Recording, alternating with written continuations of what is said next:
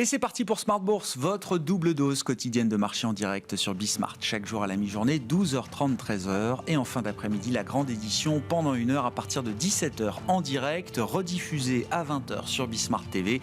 Émission à retrouver en replay sur bismart.fr et en podcast sur l'ensemble de vos plateformes. Au sommaire de cette édition de la mi-journée, un rebond qui se poursuit, notamment pour les indices européens, après une fin de semaine dernière qui a été plutôt constructive sur les marchés. Depuis l'annonce par la Banque Centrale Européenne d'une hausse de taux de 75 points de base jeudi dernier, on voit notamment le secteur financier au sens large et le secteur bancaire en particulier en Europe qui est au rebond et qui tire les indices. Le schéma se reproduit également aujourd'hui avec un CAC 40 et des indices en Europe qui progressent de plus de 1% à mi-séance. Vous aurez le détail dans un instant avec Alix Nguyen, bien sûr. Il faut noter également sur le front géopolitique, sujet majeur pour la crise énergétique en Europe, cette contre-offensive ukrainienne qui est constatée depuis quelques jours maintenant face à l'armée russe. Difficile de savoir si c'est un point de bascule important pour des investisseurs qui ne sont pas tous experts de la chose militaire, mais néanmoins, c'est quand même sans doute quelque chose qui est surveillé de près aujourd'hui par les marchés, notamment pour la partie européenne. Le plan de trading à suivre dans un instant, évidemment, les enjeux techniques de cette semaine. Romain Dobry sera avec nous en plateau, les équipes de Bourse Direct avec nous chaque lundi à 12h30. Et puis Thomas Kosterg également pour parler de la situation américaine à la veille de la publication d'un chiffre d'inflation qui sera important. Ce sera la dernière marque d'inflation aux États-Unis avant la décision prochaine de la Banque Centrale américaine qui se réunira les 20 et 21 septembre. On attend d'un mois sur l'autre une légère décélération de l'indice des prix à la consommation aux États-Unis pour le mois d'août. Qu'est-ce qui drive aujourd'hui la décélération d'une partie de l'inflation américaine? Question qu'on posera donc à Thomas Kosterg qui sera avec nous en visioconférence dans quelques minutes, économiste senior US de Pictet Wealth Management.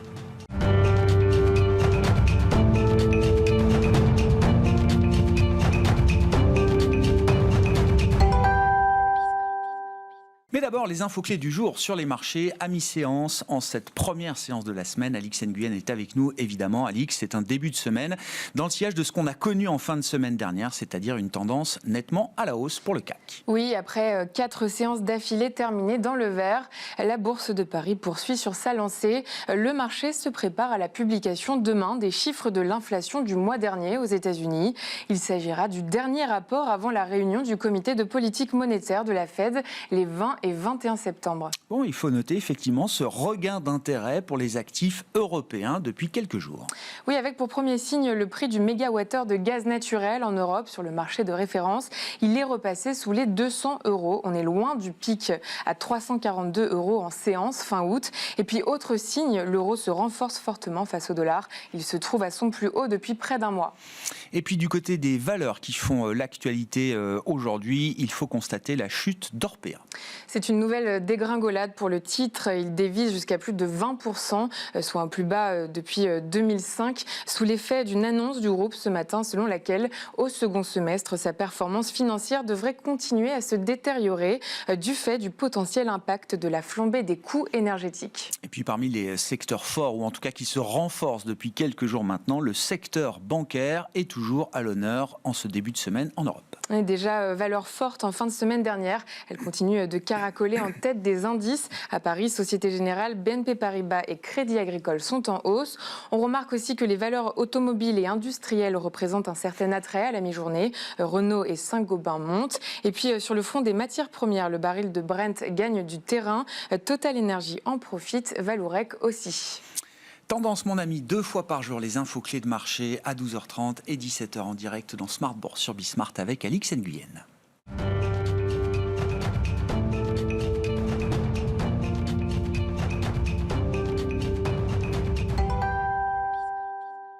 Les enjeux techniques de la semaine. Chaque lundi à 12h30, nous retrouvons Romain Dobry, membre de la cellule info d'experts de Bourse Direct pour le plan de trading avec Bourse Direct. Bonjour et bienvenue Romain. Bonjour Grégoire, merci. Qu'est-ce que cette situation de marché vous inspire? L'idée d'une petite reprise de risque peut-être de la part des investisseurs, notamment vis-à-vis de l'Europe depuis quelques jours maintenant? Une bonne nouvelle, effectivement, parce qu'on réagit et on rebondit et on préserve des niveaux de support importants, des niveaux d'alerte. Et on confirme qu'on avait bien construit quelque chose en juin et juillet dernier. Maintenant, on remonte avec un intérêt qui est mitigé et le schéma d'un grand trading range pour les semaines à venir se confirme probablement. Mais c'est un peu le mieux de ce qu'on peut espérer dans ce contexte de manque de visibilité. Donc, des éléments plutôt intéressants. Du côté des marchés dérivés, on entame une semaine d'échéance. Donc une semaine qui va être technique. On constate sur le CAC 40 bien que la pression baissière avait diminué les 5 et 6 septembre au cours des mouvements de baisse, moins de pression baissière. 11 000 contrats futurs clôturés, ça fait un peu plus de 4% de la position ouverte qui a diminué. Donc avant la réunion de la Banque Centrale Européenne. Ouais. Et puis, soutien dans la hausse de vendredi, significatif, puisque c'est en une journée 12 000 contrats ouverts.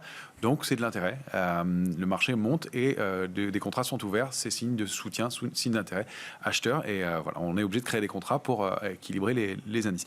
Donc, ça, c'est plutôt pas mal. Là, la lecture va être plus difficile dans le courant de la semaine, puisque c'est une semaine d'échéance. Donc, le mouvement technique fait que des contrats sont créés ou détruits pour des raisons techniques et pour arbitrer et équilibrer les positions d'ici vendredi. Ce sera plus difficile à lire, mais le message est plutôt positif. Sur l'Eurostock, c'est un peu différent. Pas de baisse de pression baissière. Donc, c'est-à-dire que les vendeurs n'ont pas capitulé, n'ont pas pris de bénéfices. En revanche, du soutien depuis 3490 points sur l'Eurostock. Ça, c'est intéressant. 3,65% de hausse de la position ouverte dans un marché haussier. En revanche, au-delà de 3512, donc vous voyez que la fourchette est étroite, la pression, pas de soutien. Et vendredi dernier, alors que le marché a bien progressé, et l'Eurostoxx a bien progressé, le nombre de contrats futurs a diminué, 0,92% de destruction de contrats. C'est là où je dis que c'est mitigé. On monte, il y a des questions techniques. L'Eurostoxx était plus fort, la position ouverte n'avait pas diminué. Donc, deux lectures un peu différentes qui reviennent un peu au même schéma, mitigé, mais des niveaux de support défendus pour l'instant. Donc, on n'attend pas des hausses très fortes. On a déjà des niveaux de résistance intermédiaire importants. Des opérateurs qui sont moins couverts, alors qu'on n'a pas beaucoup progressé.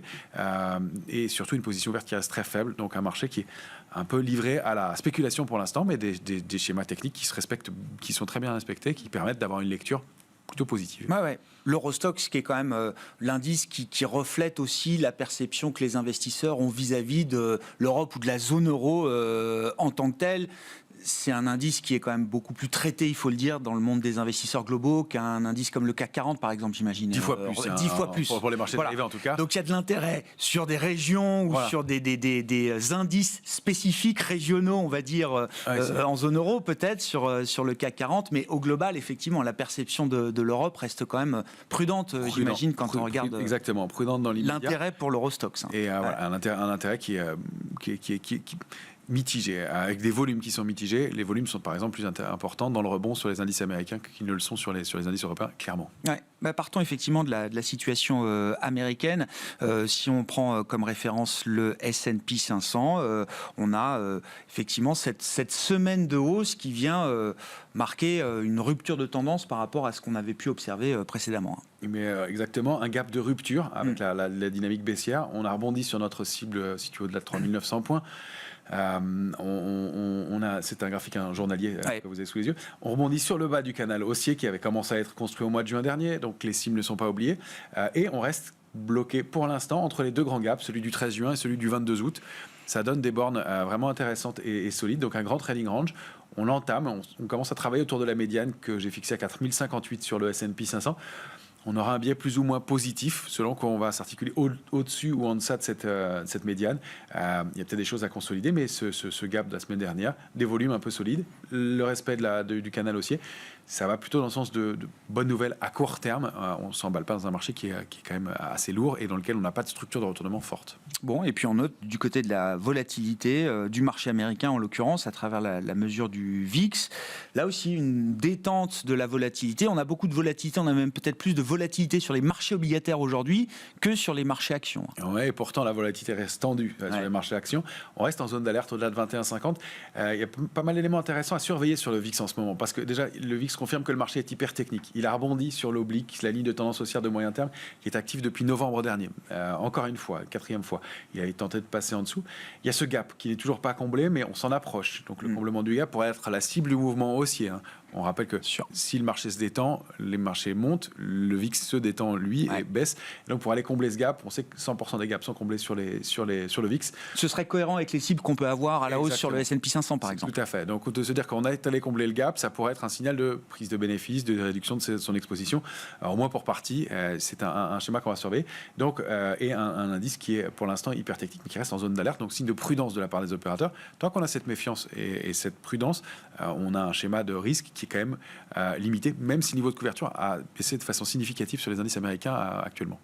Bon, que dire de la situation en Europe? On parlait de l'Eurostoxx 50 tout à l'heure sur le plan technique. On voit là aussi effectivement cette semaine de reprise. Alors ça s'est joué sur 2 séances très concentrées, un jeudi, vendredi dernier, mais qui ont permis effectivement de casser la tendance hebdomadaire de baisse qu'on avait derrière nous. Mais oui, après 2 séances qui étaient intéressantes, on avait une forme de mini capitulation sur quelques valeurs en 2-3 jours.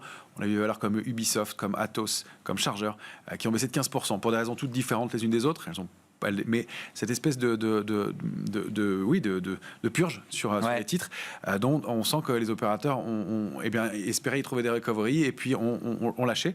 Et ça s'est traduit effectivement sur les indices. On voit ces 2 grandes mèches des 2 dernières semaines. Là, c'est un graphique en hebdomadaire avec la bougie du jour, donc le début de semaine qui est en hausse. Pas de gap, mais un marché qui ouvre au-delà de 3598. Ça pourrait être la médiane du range, ce niveau-là. Et une réaction sur la zone d'accumulation qu'on avait bien identifiée au-delà de 3438, 473. L'indice était allé plus bas. Là, ça n'est pas le cas. On voit ces mèches basses qui indiquent que quand on est en bas, ça paye relativement vite. Et les acheteurs reprennent la main au final. Maintenant, on n'a pas de structure pour l'instant qui laisse à penser que le marché va monter fort. Les volumes sont mitigés. Mais ça peut venir, ça peut s'étoffer par la suite. Pour l'instant, c'est trading range. Et le grand gap, pareil, donc situé aux alentours de 3730, sera la cible. On va pouvoir faire des allers-retours à l'intérieur de cette zone, encore une fois, sans être trop haussier et ni les yeux trop rivés vers l'objectif. Il va falloir arbitrer à l'intérieur probablement. Oui, quand on voit la situation là, pour le CAC 40, à travers le futur CAC, Romain, on voit qu'on n'est pas loin de revenir à quelque chose de plus neutre après la vague de baisse qu'on a connue depuis mi-août. C'est ça, on aurait voulu préserver 6315 points, on est repassé en dessous, on a accéléré fort, et on est allé chercher cette zone d'accumulation. Maintenant, elles sont identifiées, c'est au-delà de 6036, il ne faut vraiment pas repasser en dessous. On est ressorti du canal baissier, qui était le canal actif depuis le début de l'année.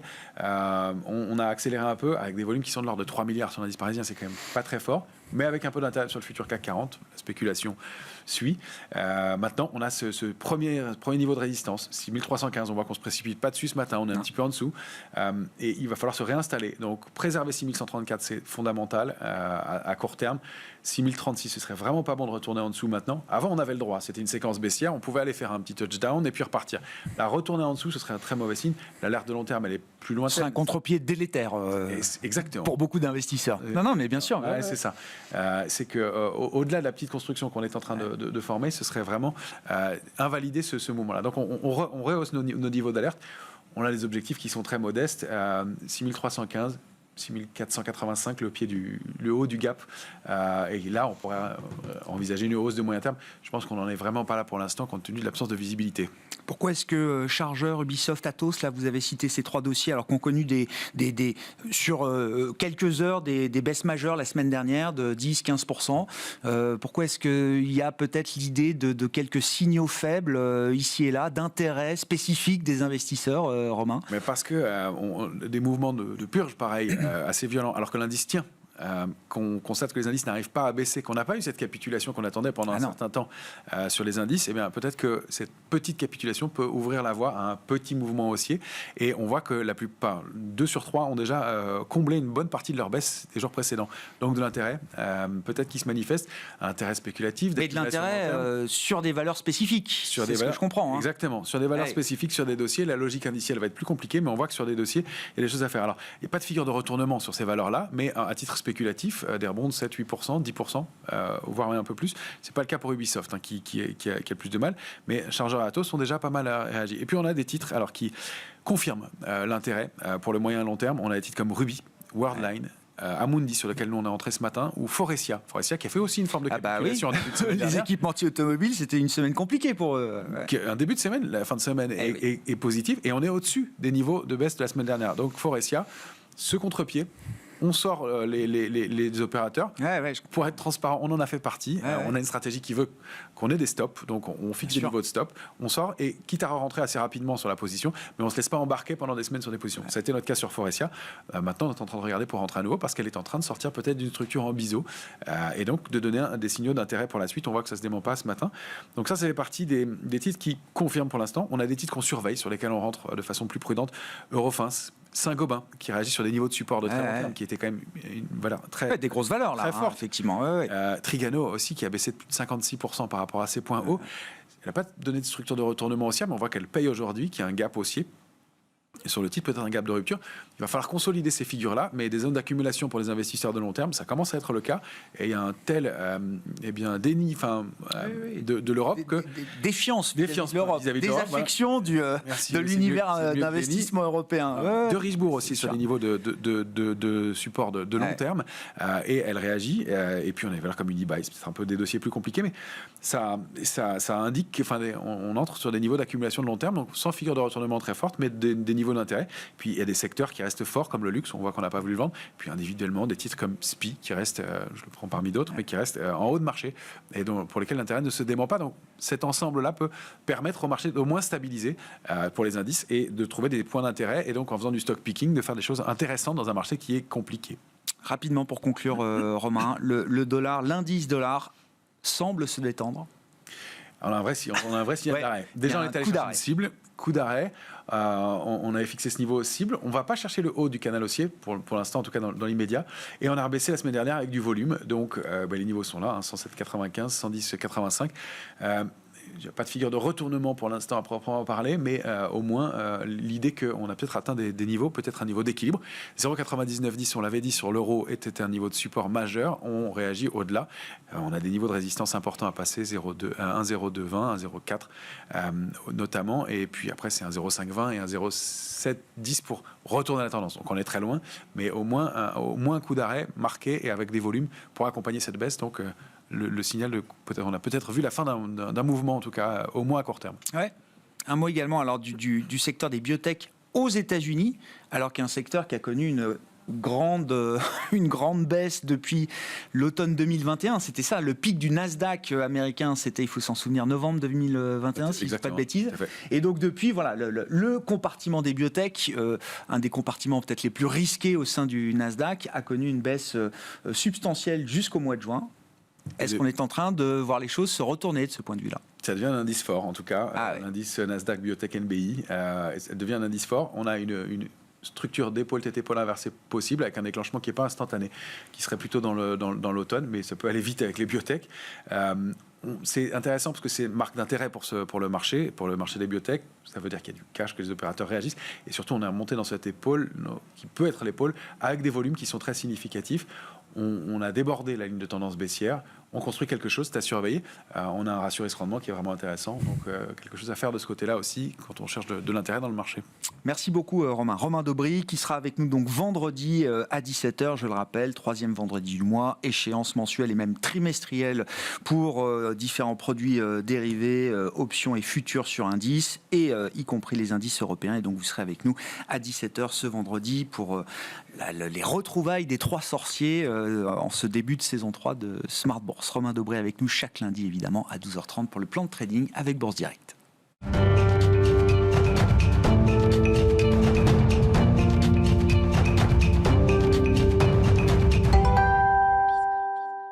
C'est le chiffre macro que tout le monde attend cette semaine, sera publié demain, l'indice des prix à la consommation aux États-Unis, le CPI. Nous en parlons avec Thomas Koster, économiste senior US de Pictet Wealth Management, en visio avec nous depuis Genève. Bonjour et bienvenue Thomas. Tout le monde va regarder ce rapport d'inflation aux États-Unis pour le mois d'août et on va regarder spécifiquement même la dynamique du CPI d'un mois sur l'autre. Visiblement, les économistes estiment qu'on pourrait avoir un chiffre légèrement négatif d'un mois sur l'autre pour l'inflation globale aux États-Unis, Thomas.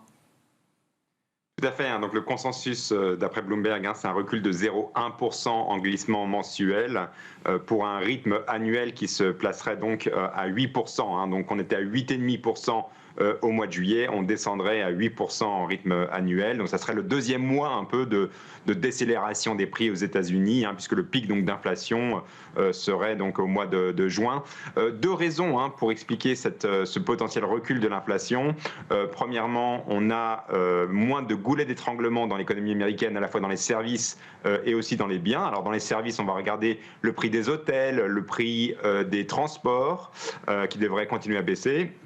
Et dans les biens, on voit que les chaînes d'approvisionnement sont en train d'être beaucoup plus fluides qu'auparavant, donc on devrait aussi avoir moins de pression inflationniste dans ce secteur-là. La deuxième chose, c'est évidemment le prix des matières premières au niveau mondial et aussi au niveau américain qui continue de baisser. Donc l'emblème ici, c'est le prix de l'essence, gasoline. On était à plus de 5 $ le gallon il y a quelques semaines.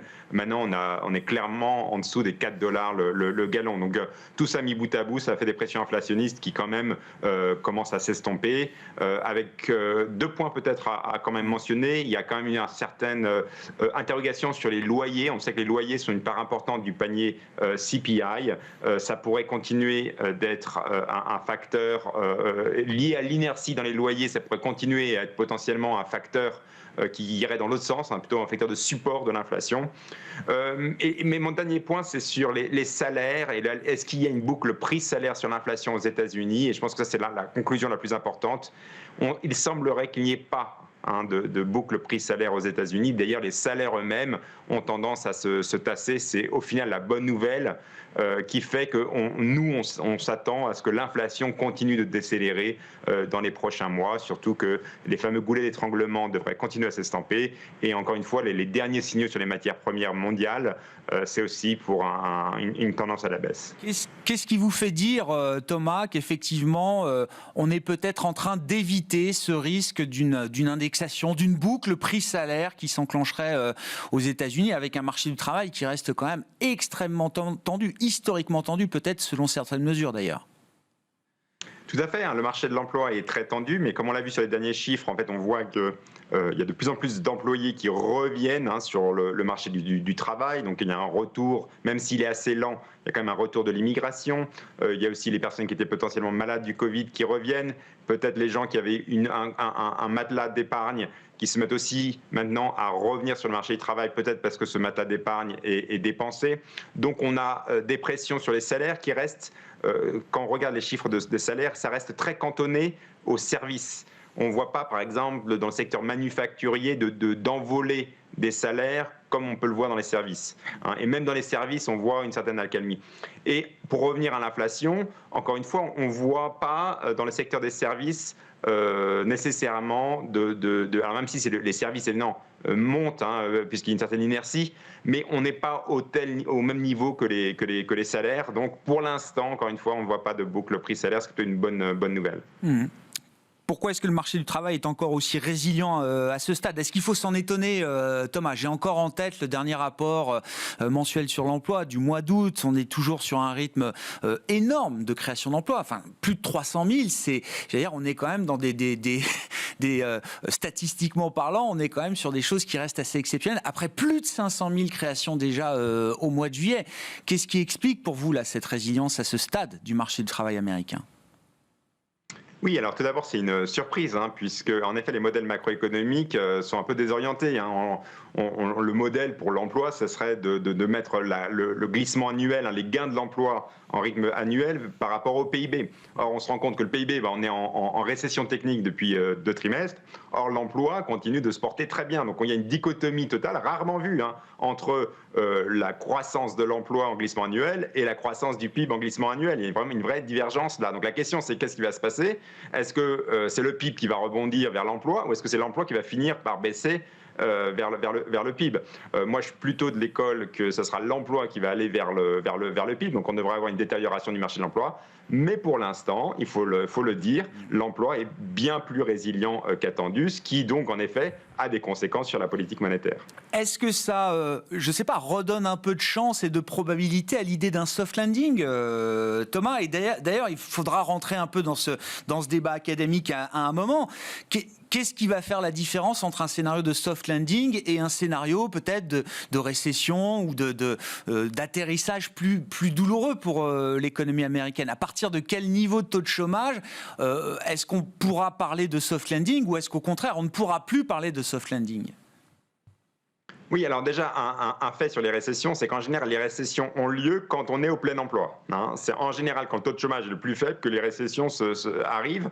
D'ailleurs, pour une raison microéconomique assez simple, c'est-à-dire c'est que plus on embauche, en fait, les entreprises se mettent à embaucher, les marges commencent à diminuer et au même moment, le chiffre d'affaires se met lui aussi à diminuer. Donc en fait, quand on a une montée des coûts salariaux, coûts d'emprunt à un moment où le chiffre d'affaires commence à se tasser, au niveau microéconomique, c'est là où on a des difficultés et ça se traduit au niveau macroéconomique par une récession.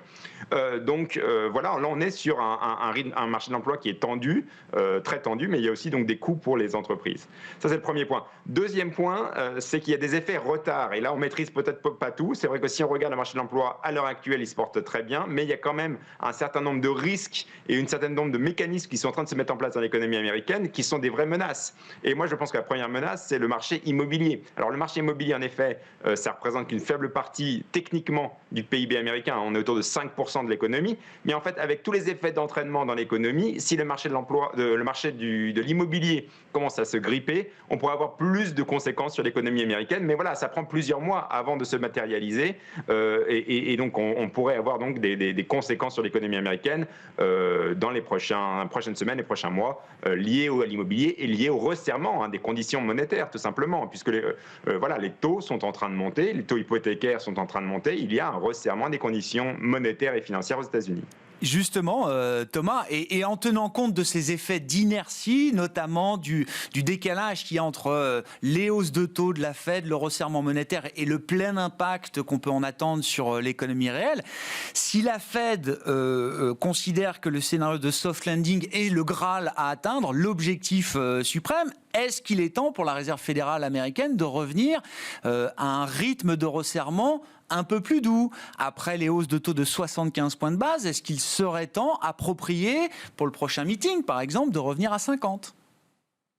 Oui, là, il y a une vraie question sur est-ce que la Fed est analytique, liée à des modèles macroéconomiques, ou est-ce qu'elle est plutôt épidermique, c'est-à-dire liée à une fonction de réaction bien plus, disons, changeante et liée à la cosmétique du jour.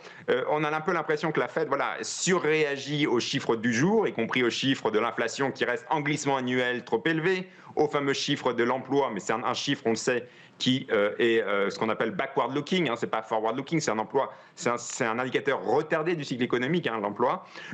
Alors qu'on pourrait se poser la question que, étant donné les perspectives qui quand même s'assombrissent, on pourrait se dire la Fed devrait plutôt baisser le rythme des augmentations de taux d'intérêt. Je pense qu'il y aura ce débat à la Réserve fédérale, mais si on écoute ce qu'a dit la Fed dans les derniers discours, il semble quand même qu'on va potentiellement vers une hausse de 75 points de base, même si il y aura ce débat avec 50 points de base. On pourrait avoir aussi un débat qui est tranché entre 50 et 75 points de base, potentiellement avec une Fed qui dit on fait 75 points de base, mais ensuite on va amoindrir les hausses de taux par la suite, puisque on arrive vers le taux neutre et il y a moins besoin d'augmenter aussi massivement les taux. Et encore une fois, étant donné les effets retard dans l'économie, il faudrait un peu se calmer sur les hausses de taux. Bon, on verra si on arrive peut-être au bout de la stratégie de front-loading, anticiper au maximum effectivement le budget de resserrement monétaire qu'on veut mettre sur l'économie américaine. Non pas que les hausses de taux s'arrêteront ensuite, mais elles pourront peut-être redescendre d'un cran en termes d'intensité. Merci beaucoup Thomas. Thomas Kosterg, avec nous en visioconférence depuis Genève, économiste senior en charge de suivre les États-Unis chez Pictet Wealth Management.